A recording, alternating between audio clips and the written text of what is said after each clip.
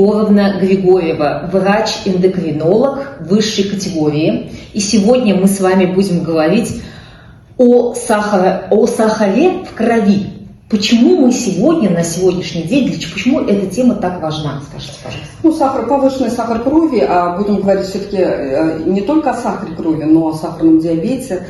Это очень актуальная на сегодня тема, и говорим мы сегодня, потому что завтра день диабета. Но говорить на эту тему надо говорить как можно чаще и как можно больше.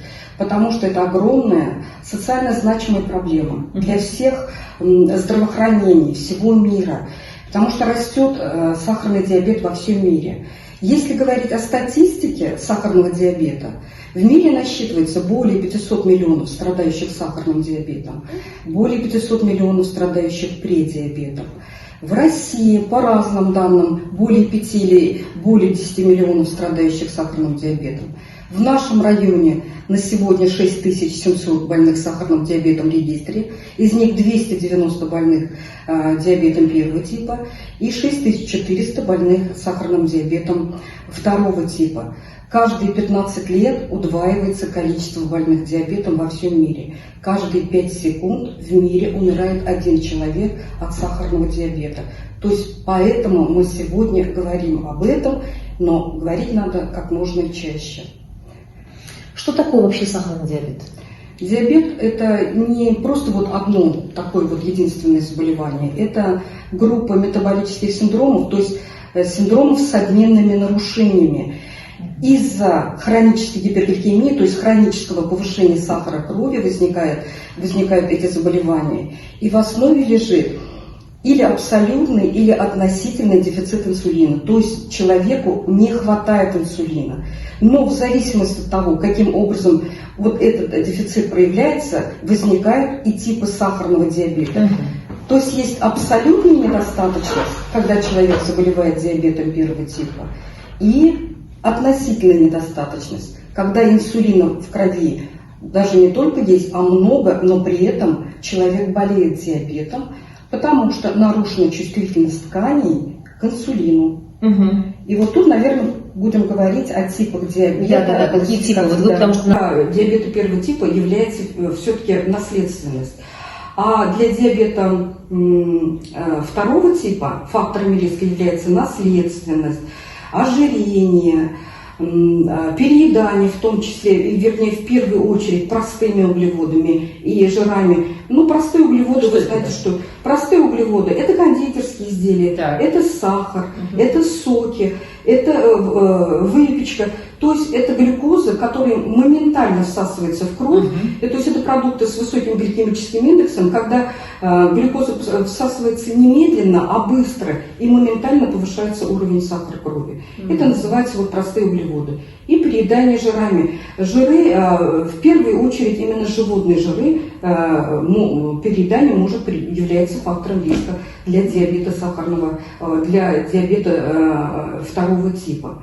Значит, про ожирение сказала, про переедание сказала. Малоподвижный образ жизни – это тоже фактор риска развития диабета второго типа. Но кроме этого, наличие в анамнезе, то есть прежде человек, если у него был вот этот преддиабет, нарушенная гликемия натощак, нарушенная толерантность к глюкозе, если у него в прошлом был гестационный диабет беременных, сейчас несколько слов тоже про это скажу.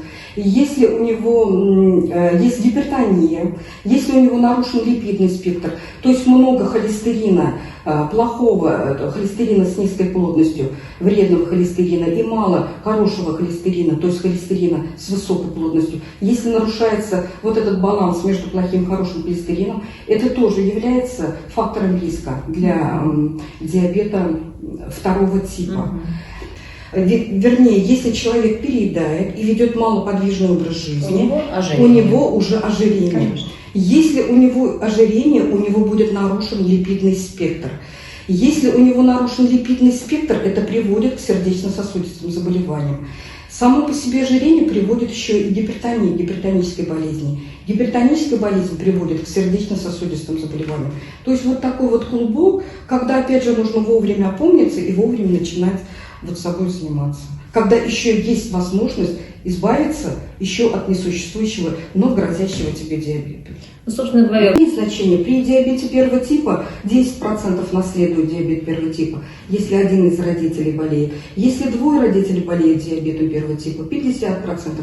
А вот при диабете второго типа 90% болеют диабетом тоже второго типа. Естественно, диабет второго типа, он в принципе возникает с возрастом. Он не возникает там в 10 лет или в 20, хотя есть исключения из общего правила, когда и диабет второго типа может появиться у молодых, или диабет первого типа появиться у пожилых. Но это уже исключение из правила. Почему старше 45 лет надо обязательно начинать обследоваться на предмет сахара в крови, повышенного сахара в крови? Потому что старше 45 лет и начинает дебютировать вот этот диабет второго типа. Тем более, если он был в наследстве. Так вот, критериями диагностики не является, что вот, например, если 50 лет, допустим, сахар 7,5, или 70, например, сахар там 10. Он допустим, если мы уже диагностировали диабет. Вот мы диагностировали диабет, сахар 7 и выше. Все, диабет. Мы назначаем диету плюс таблетированные препараты в случаях с диабетом второго типа. Да?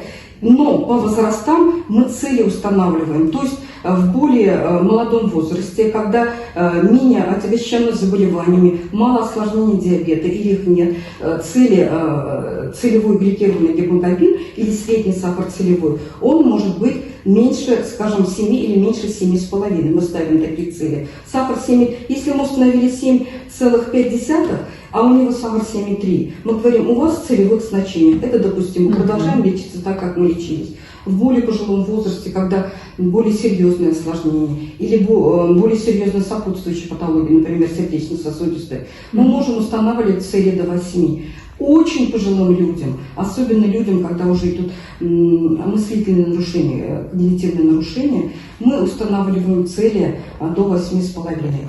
То есть вот речь идет не о том, что вот вы поняли, да, не про диагноз речь идет, а цели, к которым мы стремимся. То есть порог, скажем так, он чуть выше получается у взрослого поколения. Причем плазменной крови сахар 5,1, это уже считается пограничным. Сахар 5,1 и выше, причем однократно, дает нам право поставить диагноз беременный гестационный сахарный диабет, диабет беременных. Но при этом наших дорогих беременных я хочу успокоить, не надо сразу как бы в панику ударяться, потому что это часто компенсируется диетой. И если даже по стандартам, по медицинским показаниям мы вынуждены назначить небольшие дозы инсулина в период беременности, как правило, после рода разрешения также происходит разрешение гестационным сахарным диабетом. То есть этот процесс прекращается, и больной, вернее не больной, а беременная женщина возвращается к обычной своей диете и обходится без инсулина. Но при этом надо помнить, что это опять же фактор риска в будущем для развития сахарного диабета. То есть следите за своим весом и расширяйте свои физические нагрузки, и время от времени сдавайте все-таки сахар крови. Вот это о гестационном сахарном диабете.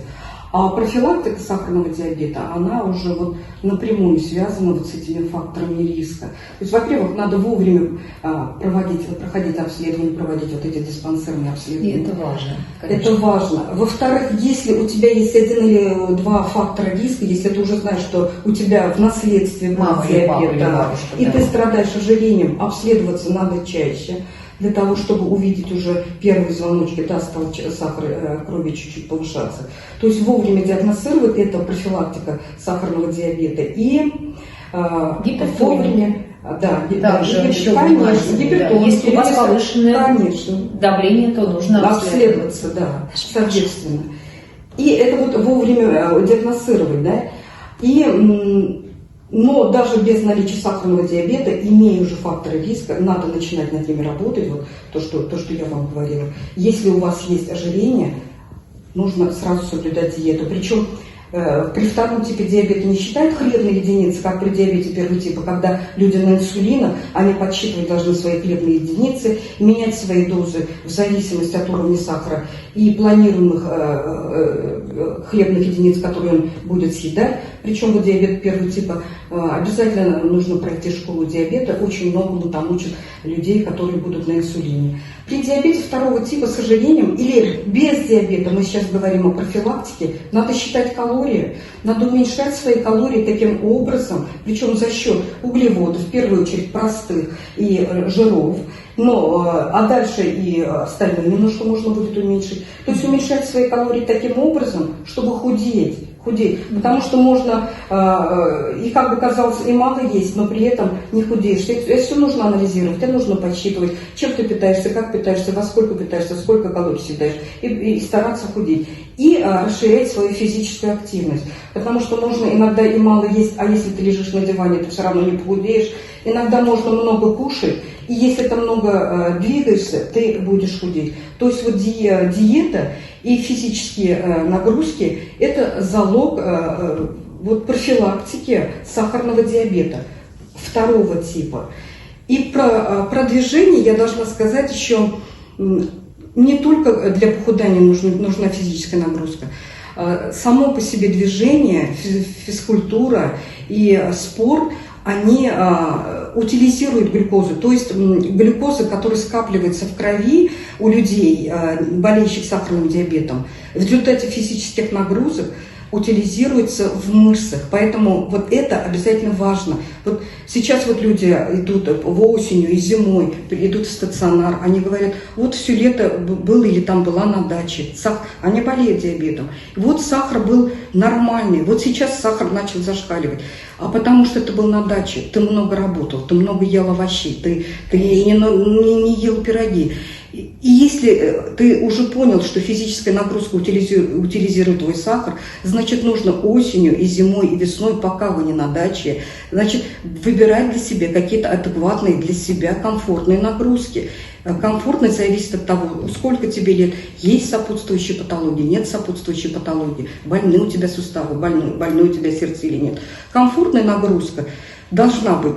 И человек, в основном уже болеющий, уже в возрасте, ежедневная ходьба 30-60 минут, даже этого бывает достаточно для того, чтобы сахар в крови сгорал, переходил в мышцы и сгорал в твоих мышцах. Вот это все и профилактика, и очень большое лечение сахарного диабета. Надеюсь, что я говорила понятно.